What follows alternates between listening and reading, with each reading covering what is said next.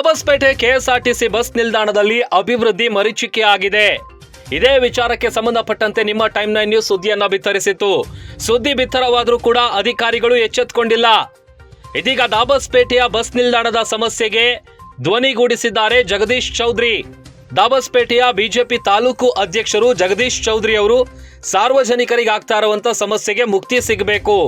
ಜನವರಿ 5ರವರೆಗೆ ನಾವು ಟೈಮ್ ಅನ್ನ ಕೊಡ್ತೀವಿ, ಅಷ್ಟರೊಳಗೆ ಸಮಸ್ಯೆ ಬಗೆಹರಿಬೇಕು ಅಂತೇಳಿ ಜಗದೀಶ್ ಚೌಧರಿ ಅವರು ಆಗ್ರಹಿಸಿದ್ದಾರೆ. ಕೆಎಸ್ಆರ್ಟಿಸಿ ಬಸ್ ನಿಲ್ದಾಣದಲ್ಲಿ ಅಭಿವೃದ್ಧಿ ಆಗಬೇಕು.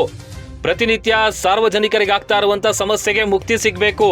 ಬಸ್ ನಿಲ್ದಾಣದಲ್ಲೇ ನಾನು ಮಲಗ್ತೀನಿ, ಜನರ ಪರ ನಾನಿದ್ದೀನಿ, ಜನರ ಸಮಸ್ಯೆಗೆ ನಾನು ಸಾಥ್ ಕೊಡ್ತೀನಿ ಹೀಗಂತ ಟೈಮ್ 9 ನ್ಯೂಸ್ ಜೊತೆ ಮಾತನಾಡಿದ್ದಾರೆ ಜಗದೀಶ್ ಚೌಧರಿ ಅವರು. ಯಾಕಂತಂದ್ರೆ ಇದೇ ವಿಚಾರವಾಗಿ ಮೂಲಭೂತ ಸೌಕರ್ಯ ಇಲ್ಲ, ಸರ್ವಿಸ್ ರಸ್ತೆಯಲ್ಲಿ ಬಸ್ ನಿಲ್ಲುತ್ತೆ, ವಿದ್ಯಾರ್ಥಿಗಳಿಗೆ ಸಮಸ್ಯೆ ಆಗ್ತಾ ಇದೆ, ಅದರ ಜೊತೆ ಟ್ರಾಫಿಕ್ ಜಾಮ್ ಆಗ್ತಾ ಇದೆ, ಬಸ್ಗಳು ಬಸ್ ನಿಲ್ದಾಣದ ಒಳಗೆ ಬರಲ್ಲ ಅಂತೇಳಿ ನಿಮ್ಮ ಟೈಮ್ 9 ನ್ಯೂಸ್ ಸುದ್ದಿಯನ್ನ ಬಿತ್ತರಿಸಿತ್ತು. ಈ ಸುದ್ದಿ ಬಿತ್ತರಾದ್ರೂ ಕೂಡ ಅಧಿಕಾರಿಗಳು ಎಚ್ಚೆತ್ತುಕೊಂಡಿರಲಿಲ್ಲ. ಈ ಬಗ್ಗೆ ಮಾತನಾಡೋದಕ್ಕೆ ನಮ್ಮ ಜೊತೆ ಬಿಜೆಪಿ ಮುಖಂಡರಾದಂತ ಜಗದೀಶ್ ಚೌಧರಿ ಸರ್ ಅವರು ದೂರವಾಣಿ ಸಂಪರ್ಕದಲ್ಲಿ ಜಾಯ್ನ್ ಆಗಿದ್ದಾರೆ. ಮಾತಾಡ್ಸೋಣ ಸರ್. ನಮಸ್ತೆ. ನಮಸ್ಕಾರ ಸರ್. ಕೆಎಸ್ಆರ್ಟಿಸಿ ಬಸ್ ನಿಲ್ದಾಣ ದಾಬಸ್ಪೇಟೆಯಲ್ಲಿ ಮೂಲಭೂತ ಸೌಕರ್ಯದಿಂದ ವಂಚಿತ ಆಗಿದೆ, ಕೂರೋದಕ್ಕೆ ವ್ಯವಸ್ಥೆ ಇಲ್ಲ. ಆಮೇಲೆ ನೀವು ಕೂಡ ಈ ವಿಚಾರವಾಗಿ ಬಹಳಷ್ಟು ಬಾರಿ ಧ್ವನಿ ಎತ್ತಿದ್ರಿ.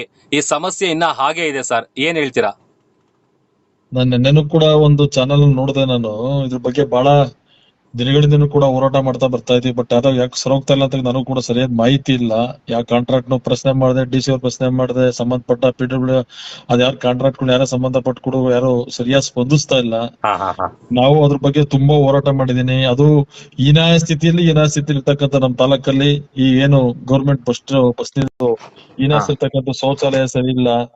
ಆ ಒಂದು ವ್ಯವಸ್ಥೆ ನೋಡಿದ್ರೆ ಮಾನಸಿಕವಾಗಿ ನಾವು ಜನಗಳು ಯಾವ ರೀತಿ ಸಹಿಸ್ಕೊಂಡು ಹೋಗ್ತಾರೆ ಅಂತಕ್ಕಂಥದ್ದು ಗೊತ್ತಾಗ್ತಾ ಇಲ್ಲ ಸರ್. ಒಂದೆರಡಲ್ಲ ಸರ್, ಸಮಸ್ಯೆಗಳ ಆಗರ ಆಗಿದೆ. ಶೌಚಾಲಯ ಇಲ್ಲ, ಕೂರೋದಕ್ಕೆ ವ್ಯವಸ್ಥೆ ಇಲ್ಲ, ಬಸ್ಗಳು ಒಳಗಡೆ ಬರಲ್ಲ, ಅಲ್ಲೇ ಸರ್ವಿಸ್ ರಸ್ತೆಲೆ ನಿಲ್ಲಿಸ್ತಾರೆ, ಸಿಕ್ಕಾಪಟ್ಟೆ ತೊಂದರೆ ಆಗ್ತಾ ಇದೆ. ಸತ್ಯ. ನಾನು ಕೂಡ ಇದ್ರ ಬಗ್ಗೆ ಪರಿಶೀಲನೆ ಮಾಡಿ ಹೋಗಿ ಸ್ಪಾಟ್ಗೆ ಹೋಗಿ ಅಲ್ಲಿಂದನೇ ಕೂಡ ಯಾರು ಸಂಬಂಧಪಟ್ಟ ಅಧಿಕಾರಿಗಳ ಹತ್ರ, ಸಂಬಂಧಪಟ್ಟ ಕಾಂಟ್ರಾಕ್ಟರ್ ಎಲ್ಲರೂ ಕೂಡ ಮಾತಾಡದೆ. ಅವ್ರು ಯಾವ್ದೇ ಕೂಡ ಸರಿಯಾದ ತೀರ್ಮಾನ ತಗಂತ ಇಲ್ಲ. ಕೆಲವು ಮಾಧ್ಯಮದ ಮುಖಾಂತರ ಶಾಸಕರು ಕೂಡ ಸ್ಟೇಟ್ಮೆಂಟ್ ಕೊಡ್ತಾ ಇದ್ರು, ನಾನೇನೋ ಇದು ಹೈಟೆಕ್ ಮಾಡ್ಬಿಡ್ತೀನಿ, ಹಾಗೆ ಮಾಡ್ತೀನಿ, ಹೀಗ್ ಮಾಡ್ತೀನಿ ಅಂತ ಹೇಳಿ. ಅದನ್ನ ಹೈಟೆಕ್ ಮಾಡೋದಕ್ಕೆ ನಮ್ದು ಯಾವ್ದೇ ಕೂಡ ತಕರಾರಿಲ್ಲ. ಸದ್ಯದ ಮಟ್ಟಿಗೆ ಅಲ್ಲಿರ್ತಕ್ಕಂತ ಆ ಸಣ್ಣ ಪುಟ್ಟ ಸಮಸ್ಯೆಗಳನ್ನ ಬಗೆಹರಿಸಿ ಸಾಮಾನ್ಯ ಜನಗಳಿಗೆ ಅನುಕೂಲ ಆಗಂತ ಕೆಲಸ ಮಾಡ್ಲಿ ಅಂತಕ್ಕಂಥ ನನ್ ಮನವಿ.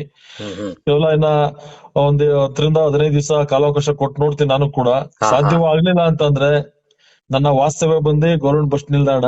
ನಾನು 5ನೇ ತಾರೀಕು ಸಂಜೆ 6 ಗಂಟೆ ಮೇಲೆ ನಾನು ಗೌರ್ಮೆಂಟ್ ಬಸ್ ನಿಲ್ದಾಣದಲ್ಲೇ ಮಲಗಬೇಕು ಅಂತ ತೀರ್ಮಾನ ಮಾಡಿದೀನಿ. ನಾನದು ಸರಿಯಾದ ಒಂದು ವ್ಯವಸ್ಥೆ ಆಗೋವರೆಗೂ ಕೂಡ ನನ್ನ ಹೋರಾಟ ನಿಲ್ಲಲ್ಲ. ನಾನು 5ನೇ ತಾರೀಕು ಸಂಜೆ 6 ಗಂಟೆಯಿಂದ ಗೌರ್ಮೆಂಟ್ ಬಸ್ ಸ್ಟ್ಯಾಂಡ್ ಅಲ್ಲೇ ನಂದೆಲ್ಲಾ ರೀತಿಯಾದ ವ್ಯವಸ್ಥೆ, ಊಟ ತಿಂಡಿ, ಮಲಗೋದೆಲ್ಲ ಅಲ್ಲೇ ಮಲಗ್ತೀನಿ. ಅದು ಯಾರು ಬಂದು ಸಂಬಂಧಪಟ್ಟ ಅಧಿಕಾರಿಗಳು ಬಂದು ನಾನು ಅದು ಸರಿಯಾದ ಮಾಹಿತಿ ಕೊಟ್ಟು ಇದನ್ನ ಸರಿಪಡಿಸ್ತೀವಿ ಅಂತ ಹೇಳೋರ್ಗು ಕೂಡ ನನ್ನ ಹೋರಾಟ ಹಿಂಪಡೆಯಲ್ಲ. ಯಾಕೆ ಈ ತರ ಆಗ್ತಿ ಅಂತಕ್ಕಂಥದ್ದು ಗೊತ್ತಿಲ್ಲ.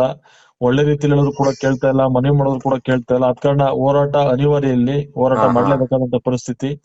ಇದನ್ನ ಸಾಮಾನ್ಯ ಜನಗಳನ್ನ ಯಾವ ರೀತಿ ವ್ಯವಸ್ಥೆಯಲ್ಲಿ ಬದುಕ್ತಾ ಇರತಕ್ಕಂಥದ್ದನ್ನ ತೋರ್ಸ್ಬೇಕಾದ ಪರಿಸ್ಥಿತಿ ಇರೋದ್ರಿಂದ ನಾನು ಅಲ್ಲೇ ವಾಸ್ತವ್ಯ ಹೂಡಬೇಕು. ಸಂಜೆ 5ನೇ ತಾರೀಕು ಸಂಜೆ ಗೌರ್ಮೆಂಟ್ ಬಸ್ ಸ್ಟ್ಯಾಂಡ್ ಹೋಗಿ ಗೌರ್ಮೆಂಟ್ ಬಸ್ ಸ್ಟ್ಯಾಂಡ್ ಅಲ್ಲೇ ಚಾಪೆ ದಿಮ್ ತಗೊಂಡೋಗಿ ಅಲ್ಲೇ ಮಲಗ್ತೀನಿ. ಅವತ್ತು ಮಾತು ಕೊಟ್ಟು ಬಂದಿದೆ, ಅದರಂತೆ ಕೆಲಸ ಮಾಡ್ತೀನಿ.